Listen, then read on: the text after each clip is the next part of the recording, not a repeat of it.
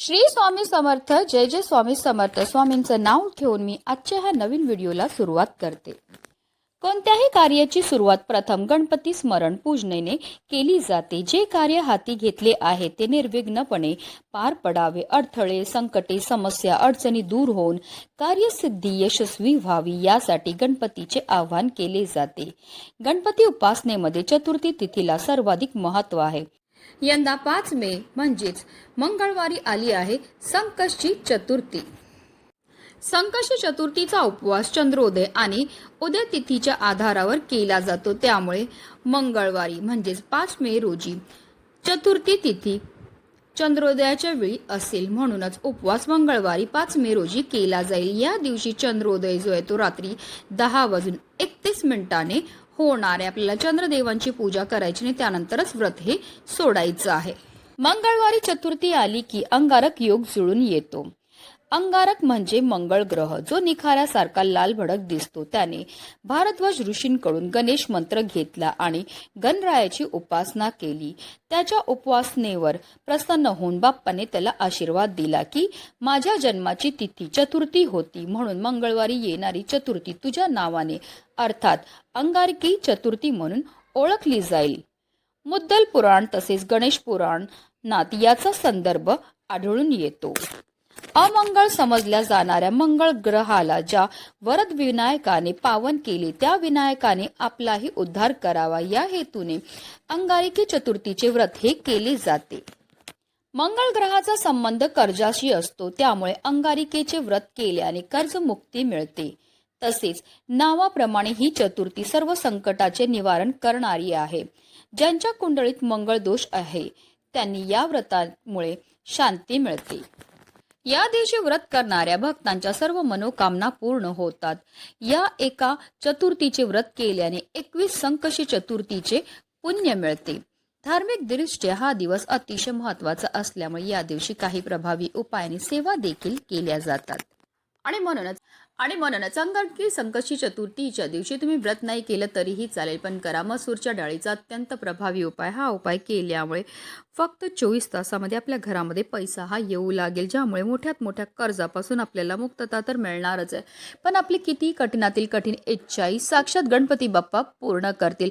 तर हा उपाय आपल्याला कसा करायचा आहे, कोणत्या वेळेत करायचा आहे, त्याबद्दल सविस्तर आणि महत्त्वाची अशी माहिती मी तुम्हाला या व्हिडिओमध्ये देणार आहे. तर व्हिडिओ पूर्ण पहा आणि जर तुम्ही चॅनलवर नवीन असतील तर चॅनलला सबस्क्राईब करा आणि शेजारी बेल आयकॉन सुद्धा प्रेस करा, जेणेकरून तुम्हाला माझ्या नवनवीन व्हिडिओचं नोटिफिकेशन हे मिळत राहील आणि तुम्ही एक पण व्हिडिओ मिस करणार नाही. कमेंटमध्ये ओम गण गणपतये नमः लिहायला विसरू नका.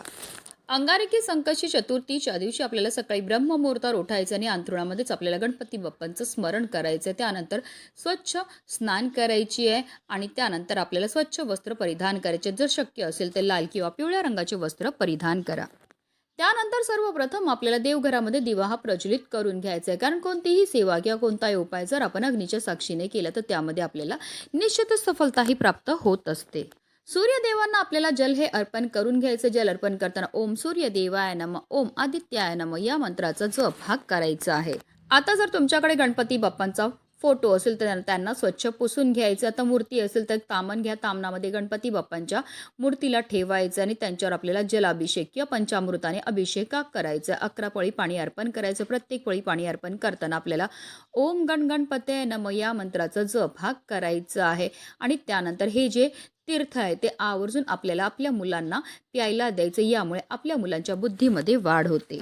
जलाभिषेक करून झाल्यानंतर गणपती बाप्पांच्या मूर्तीला स्वच्छ पुसून पुन्हा त्यांच्या स्थानावर ठेवायचे. त्यांना हळद, कुंकू, अक्षदा, धूप, दीप, अगरबत्ती दाखवून घ्यायचं आहे. त्यांना लाल जास्वंदीचं फूल अर्पण करायचं. तसेच आवर्जून आपल्याला 21 दुर्वांची जोडी ही अर्पण करायची आहे, कारण दुर्वा अर्पण केल्याशिवाय गणपती बाप्पांची पूजा ही पूर्ण होत नाही. पूजेचं पुण्यही आपल्याला प्राप्त होत नाही. जेव्हा आपण गणपती बाप्पांना दुर्वाची जोडी अर्पण करणार आहे तेव्हा आवर्जून आपल्याला आपल्या मनातली इच्छाही व्यक्त करायची. असं केल्यामुळे आपली किती कठीणातील कठीण इच्छाही साक्षात गणपती बाप्पा पूर्ण करतात.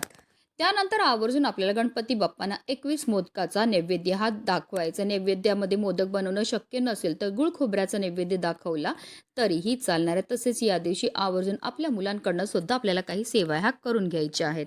मुलांच्या हाताने आपल्याला गणपती बाप्पांना जास्वंदीचं फूल अर्पण करायला लावायचं, 21 दुर्वांची जुडी अर्पण करायला लावायची. तसेच मुलांकडनं 108 वेळा ओम गण गणपतये नमः या मंत्राचा जप करायचा. तसेच मुलं मोठी असतील तर त्यांच्याकडनं आवर्जून गणपती अथर्व शीर्षमची सेवाही करून घ्यायची. आता मुलं लहान असतील तर तुम्ही म्हणा, त्यांनी श्रवण केलं तरीही चालणार आहे. त्यानंतर आपल्याला गणपती बाप्पांची विधीपूर्वक आरतीही करून घ्यायची आहे.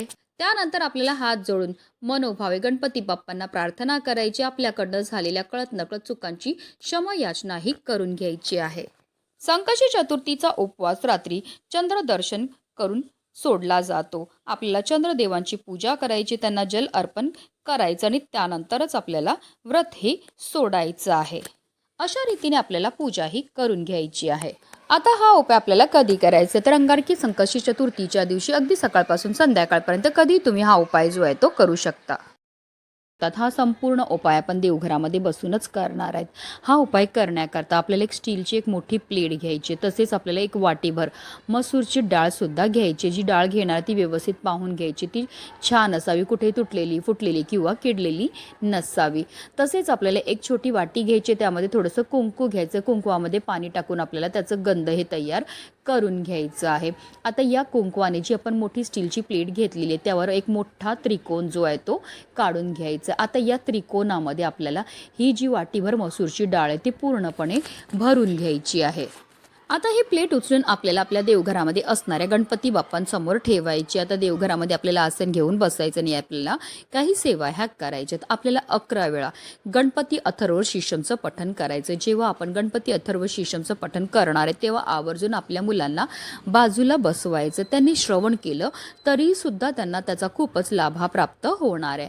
आता काही कारणास्तव तुम्हाला गणपती अथर्व शीर्षम म्हणणं शक्य नसेल तर यूट्यूबला लावून द्या, हात जोडून बसा, तुम्ही श्रवण केलं तरीही चालणार आहे. 11 वेळा आपल्याला गणपती अथर्व शीर्षमचं पठण करून झाल्यानंतर आपल्याला 1 वेळा फलश्रुतीचं पठण सुद्धा करायचं. फलश्रुतीचं पठण केल्यामुळे आपल्याला केलेल्या सेवेचं त्वरित फळ हे प्राप्त होत असतं. तसेच आपल्याला 11 वेळा गणेश स्तोत्राचं पठण सुद्धा करायचं आहे. तसेच 1 वेळा आपल्याला गणपती बाप्पांचं ऋणमुक्त स्तोत्राचं पठण सुद्धा करायचं. या तिन्ही अतिशय उच्च कोटीच्या सेवा आहेत. या सेवा केल्यामुळे फारच लवकर आपल्यावर गणपती बाप्पा हे प्रसन्न होत असतात.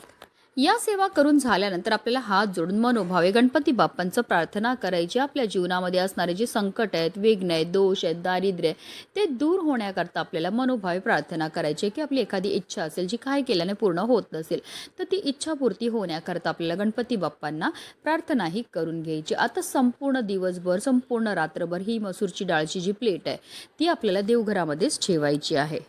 आता दुसऱ्या दिवशी आपल्याला सकाळी लवकर उठायचं आहे, स्नान करायचं आहे. देवपूजा करून झाल्यानंतर ही मसूरची डाळची जी प्लेट आहे ती आपल्याला तिकडनं उचलायची आणि घेऊन जायचं आहे गाईजवळ. आता गाय जर तुमच्या घरी असेल तर घरच्या घरी तुम्ही गाईला ही वस्तू खायला देऊ शकतात किंवा तुम्ही एखाद्या गोठ्यात जाऊ शकतात, गोशालेमध्ये जाऊ शकतात किंवा वाटेत तुम्हाला कुठेही गाय ही भेटणार आहे. गाईजवळ गेल्यावर सर्वप्रथम तिच्या दोन्ही पार आपल्याला पाणी अर्पण करून घ्यायचं आहे, तिची आरती करून घ्यायची आणि त्यानंतर आपल्याला या मसूरच्या डाळीवर एक गुळाचा खडा ठेवायचा आणि अशी ही मसूरची डाळ आणि गुळ जे आहे ते गाईला खायला द्यायचं. गाईला मसूरची डाळ आणि गुळ खायला दिल्यामुळे आपल्याला ग्रह दोषापासून मुक्तता मिळते. राहू, केतू, शनी, मंगळ दोषापासून मुक्तता मिळते. तसेच मोठ्यात मोठ्या कर्जापासून मुक्ती मिळण्याचे नवीन नवीन आपल्याला वाटा ह्या सापडू लागतात. त्यानंतर आवर्जून आपल्याला गाईला पाणी प्यायला द्यायचं. गाईभोवती आपल्याला 11 प्रदक्षिणा मारायच्यात. ओम नमो भगवते वासुदेवाय नमः किंवा ओम गणगणपतये नमः या मंत्राचा जप करत 11 प्रदक्षिणा करून झाल्यानंतर आवर्जून आपल्याला गाईच्या पायाखालची थोडी माती उचलायची आणि तिने आपल्या कपाळावर टिळा हा लावायचा. कारण जो मनुष्य गाईला हाताचा स्पर्श करून प्रदक्षिणा करतो तसेच तिच्या चरणाखालील धूळमस्तकी लावतो त्याला पृथ्वी प्रदक्षिणेचे व सर्व तीर्थांमध्ये स्नान केल्याचे पुण्य हे प्राप्त होत असतं. आता जर गाय स्पर्श करून देत असेल तर आवर्जून आपल्याला गायीच्या पाठीवर हात फिरवायचे आणि आपल्या मनातली इच्छाही बोलायची. अशा रीतीने हा उपाय जो आहे तो आपल्याला संकष्टी चतुर्थीच्या दिवशी करायचा. अतिशय प्रभावी असा हा उपाय केल्यामुळे आपलं 7 पिढ्यांचं दारिद्र्य तर नष्ट होणारच आहे, पण आपल्या घरामध्ये धन येण्याचे अनेक मार्ग हे मोकळे होतील, ज्यामुळे आपल्या जीवनामध्ये झालेल्या मोठ्यात मोठ्या कर्जापासून आपल्याला मुक्तताही मिळणार आहे. म्हणूनच व्हिडिओ जास्तीत जास्त लोकांपर्यंत शेअर करा, जेणेकरून प्रत्येकाच्या आयुष्याचं कल्याण हो, हीच मनामध्ये इच्छा. श्री स्वामी समर्थ. जय जय स्वामी समर्थ. गणपती बाप्पा मोरया.